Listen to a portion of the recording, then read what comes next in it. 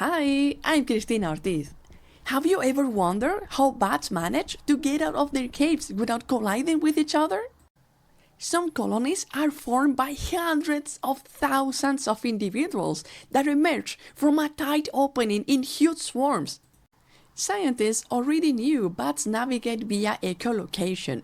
That is, the bats emit a sound, and when this sound hits an object and bounces back, the bat hears its own voice and knows how far away the object is. But what happens when thousands of bats are echolocating at the same time? They all are emitting sounds at once. That's a lot of noise. A team of scientists from the Tel Aviv University in Israel and the Max Planck Institute of Animal Behavior in Germany has finally found the answer to this interesting dilemma.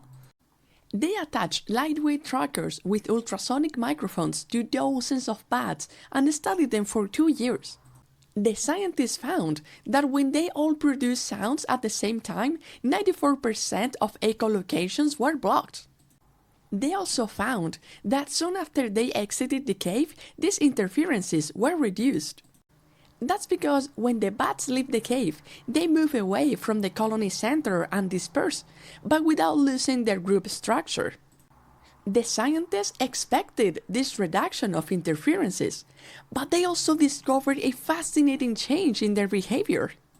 The bats started to emit shorter, softer calls, but with a higher frequency.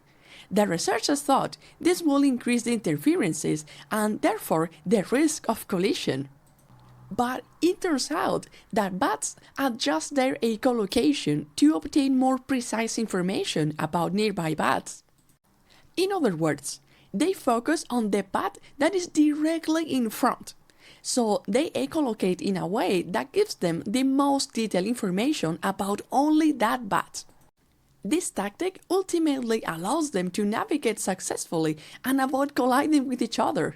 Mystery solved!